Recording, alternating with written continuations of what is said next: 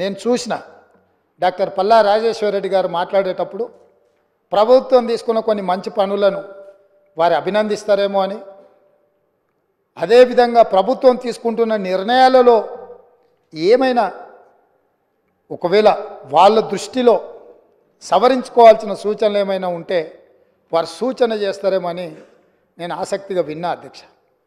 కానీ వారు ఆ దిశగా మాట్లాడుతున్నట్టుగా లేదు. వాళ్ళ నాయకుడిని ఒప్పించడానికో మెప్పించడానికో మా మీద దాడి చేసినట్టుగానే వారు మాట్లాడుతున్నారు. పర్వాలేదు, వారు అదే వాళ్ళ విధానం అయితే ప్రజలు గమనిస్తూనే ఉన్నారు అధ్యక్ష. అందుకే అధ్యక్ష, ఈ సందర్భంగా మీ ద్వారా 4 కోట్ల తెలంగాణ ప్రజల ముందు కొన్ని అంశాలను నేను ప్రస్తావించదలుచుకున్నా. మా మంత్రివర్గంలో తీసుకున్న నిర్ణయాల మీద ప్రధానంగా తెలంగాణ ఉద్యమం సందర్భంగా ఏ వీధుల్లో చూసినా, ఏ వాహనం చూసినా, చాలామంది ఉద్యమకారుల గుండెల మీద కూడా టీజీ అని పచ్చబొట్టు పొడిపించుకున్న సందర్భాలు, ఉదంతాలు మనం చాలా చూసినాం. బండ్ల మీద రాసుకోవడమే కాదు, ఆనాడు ఏపీ అని ఉంటే ఏపీ వద్దు, టీజీ ఉండాలి, టీజీ కావాలి అని బండ్ల మీద టీజీ రాసుకోవడమే కాదు, గుండెల మీద కూడా పచ్చ పొడిపించుకున్న సందర్భాలు, తమ రక్తాన్ని చిందించి ఆ రక్తంతో గోడల మీద రాతలు రాసిన యువకులు టీజీ అని రాసుకున్నారు అధ్యక్ష.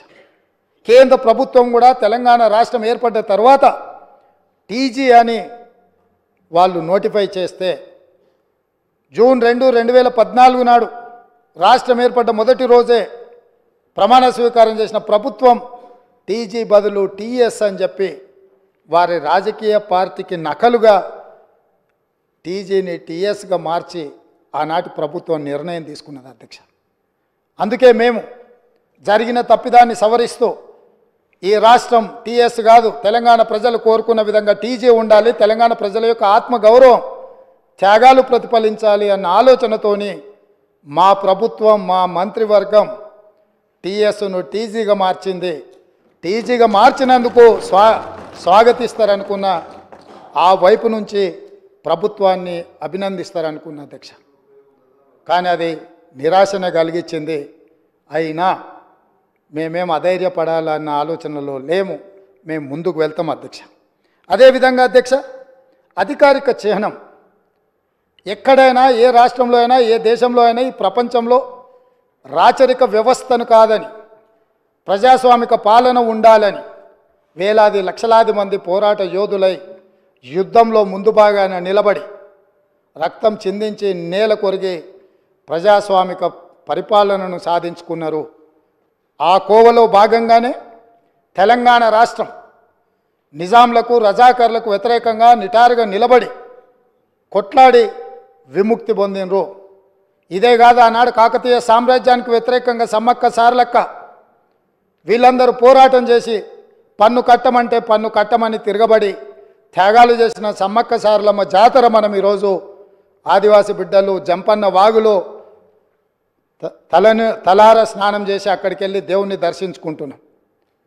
అలాంటి త్యాగాల పునాదుల మీద ఏర్పడ్డ ఈ తెలంగాణ రాష్ట్రం, పోరాటాలతో ఏర్పడ్డ ఈ తెలంగాణ రాష్ట్రంలో రాష్ట్ర అధికారిక చిహ్నంలో ఒక పక్కన చార్మినార్, ఇంకొక పక్కన కాకతీయుల ఆనవాళ్ళు ఉన్నాయంటే రాచరిక పోకడులు ఏ విధంగా ఉన్నాయి, పాలకుల యొక్క ఆలోచన ప్రజాస్వామ్యానికి వ్యతిరేకంగా రాచరిక పోకడలతో రాష్ట్ర అధికారిక చిహ్నంలో రాచదర్పాలు ఉట్టిపడుతుంటే ఇంకా కూడా మనము గులాములుగా వెట్టి చాకిరి చేస్తూ బ్రతకాల్సిందేనన్న ఆలోచనతోటి మా మంత్రివర్గం అంతా ఆలోచన చేసి రాచరిక పోకడలు, రాచరికపు ఆనవాళ్ళు ఉండడానికి వీల్లేదు.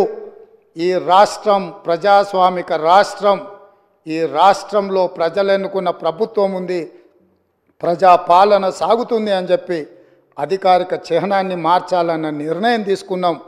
ఆ నిర్ణయాన్నైనా వాళ్ళు స్వాగతిస్తారేమని చూసినాం అధ్యక్ష. గవర్నర్ గారి ప్రసంగంలో ఈ అంశాలన్నీ కూడా ప్రస్తావించిన ఎక్కడ కూడా వాళ్ళ యొక్క సానుకూలత ఈ విషయంలో కనిపించలేదు అధ్యక్ష.